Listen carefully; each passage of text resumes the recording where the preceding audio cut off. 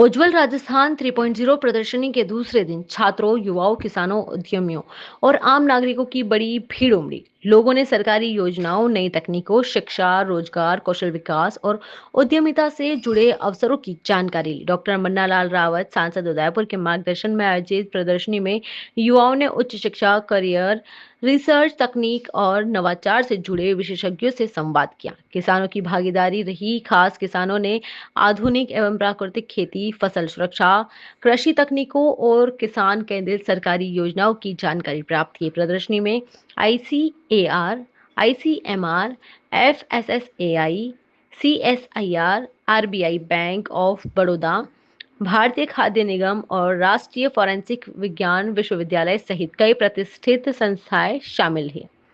दूसरे दिन की भीड़ ने दिखाया कि आमजन सरकारी योजनाओं, वैज्ञानिक नवाचारों और रोजगार उद्यमिताओं के अवसरों को लेकर काफी उत्साह है।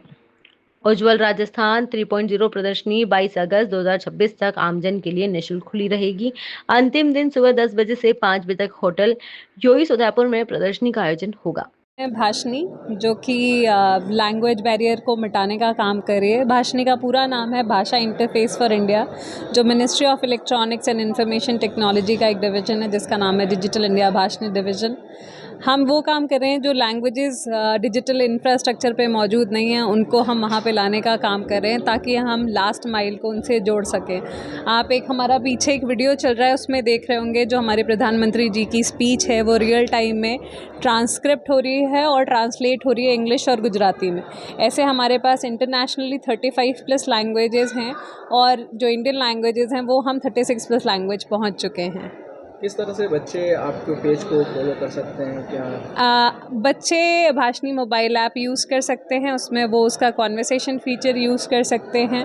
भाषनी की वेबसाइट है bhashni.gov.in, वहाँ पे जाके बहुत सारे लोग रजिस्टर कर सकते हैं और भाषनी के जितने भी सर्विसेज हैं उनका लाभ उठा सकते हैं।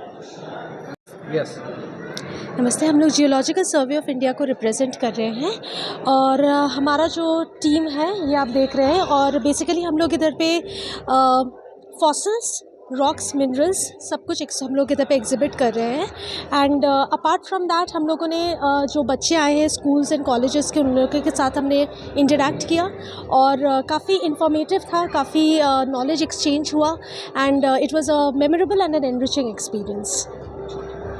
जो है क्या लेके आए हो, किस तरह से जो लोगों को आपने समझाया है, क्या प्रोडक्ट है आपके? जी, मैं डिपार्टमेंट ऑफ बायोटेक्नोलॉजी से हूँ। Department of biotechnology ministry of science and technology के अंडर आता है। बेसिकली हम फंडिंग करते हैं रिसर्च को, जो कि बायोटेक्नोलॉजी से रिलेटेड होता है, जैसे कि vaccine, animal biotechnology, marine biotechnology. उसके साथ साथ फेलोशिप्स भी प्रोवाइड करती है डिपार्टमेंट ऑफ बायोटेक्नोलॉजी। तो मैंने यहाँ पे जो स्कूल स्टूडेंट्स हैं उनको बताया इस बारे में कि कौन कौन से रिसर्च में वो आगे जा सकते हैं। ये उज्जवल राजस्थान का 3.0 कार्यक्रम है, जिसके अंदर राष्ट्रीय सूचना विज्ञान केंद्र, जिसका शॉर्ट रूप NIC है, जो अपने हर जिले के कलेक्ट्रेट में स्थापित है। यह अलग अलग प्लेटफॉर्म से अलग अलग विभागों को जोड़ते हुए तकनीकी के हिसाब से अलग अलग सपोर्ट करते रहते हैं। जैसे लैंड रिकॉर्ड का है, UIT, ई नगर निगम, पहचान पत्र पोर्टल, ये जितने भी पोर्टल हैं सरकारी रूप में जनता तक अपने कार्य को आसानी से बनाए रखने के लिए उपलब्ध करा रखे हैं, जो एक तकनीकी टीम द्वारा तैयार करके समय समय पे सरकार और जनता का कॉम्बिनेशन की आवश्यकता के अनुसार बदलते रहते हैं, वो सारा कार्यक्रम करके। अब नेटवर्क के बारे में हमारे श्री सुनील सुखवाल जी बताएंगे थोड़ा सा। सर, NIC के अंदर हमारा इंट्रानेट सर्विसेज हैं जो इंटरनेट से नहीं है, लेकिन इंट्रानेट के माध्यम से, मतलब मैं ये बता सकता हूँ कि जैसे पूरा इंट्रानेट जस्ट लाइक एक अपने कमरे के अंदर बंद है और सिक्योरिटी के साथ में है, जिससे क्या है कि वनरेबिलिटीज़ नहीं होती है और अपने वायरसेस से फिक्स रहते हैं, और साइबर सिक्योरिटी गाइडलाइन के अनुसार NIC कार्य करती है, जिससे यूजर्स को वनरेबिलिटीज़ से राहत मिलती है। यस। हेलो, मेरा नाम खुशहाल सिंह राठौड़ है। NIC technology based solution provide करवाती है। NIC ने बहुत सारे मॉड्यूल डेवलप करे हैं, जिससे जो भी आम पब्लिक है उनको आसानी से फैसिलिटी हो सके। जो घर बैठे वो ऑनलाइन ही वो अप्लाई कर सकते हैं। ऐसे प्लेटफॉर्म उन्होंने डेवलप करे हैं, जैसे ई नगर हो गया है, पहचान हो गया है, IFMS हो गया है, शाला दर्पण हो गया। ऐसे बहुत सारे तरीके के प्लेटफॉर्म है, जो पोर्टल है वो NIC ने डेवलप करे हैं, जिससे आमजन को सुविधा प्रदान होती है। Thank you so much. अच्छा नमस्कार सभी को। मेरा नाम अनिरुद्ध देशमुख है और मैं Indian institute of remote sensing Dehradun से आया हूँ।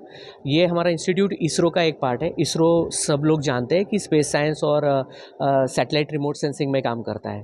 तो यहाँ पे हमने जो स्टॉल लगाया है इसका मकसद यही है कि यहाँ पे जितने भी स्टूडेंट आ रहे हैं, चाहे वो स्कूल स्टूडेंट्स हो चाहे वो कॉलेज स्टूडेंट्स हो, तो उनको इस टेक्नोलॉजी के बारे में ज़्यादा से ज़्यादा इन्फॉर्मेशन हम लोग दे सकें। इससे ये हो रहा है कि इससे अवेयरनेस भी पैदा होता है बच्चों में। किसी के डाउट्स होते हैं, उनको क्यूरियोसिटी होती है बहुत कि सैटेलाइट कैसे दिखता है या फिर सेंसर्स क्या होते हैं, रॉकेट्स क्या होते हैं, तो उसके बारे में भी जानकारी देने की हमने कोशिश करी है। और ख़ास करके अगर कोई बच्चे आगे जाके इसमें करियर के तौर पे भी देखना चाहते हैं तो उसके रिलेटेड भी गाइडेंस करने की हमने पूरी कोशिश करी है। आप अगर स्टॉल की तरफ देखेंगे तो स्टॉल पे हमने अलग अलग जो रिसर्च प्रोजेक्ट्स कंडक्ट किए हुए हैं जिसमें स्पेस साइंस यूज़ होता है। तो ये रोज़मर्रा की ज़िंदगी से लेके हर छोटी बड़ी चीज़ों में स्पेस साइंस आजकल यूज़ होता है। तो आप देखेंगे एग्रीकल्चर हो, फॉरेस्ट्री हो, वाटर रिसोर्स हो, कोई भी चीज़ हो, तो इसमें आप उसको यूज़ कर सकते हैं। ये हमारा बेसिकली इसके पीछे का मकसद था। धन्यवाद।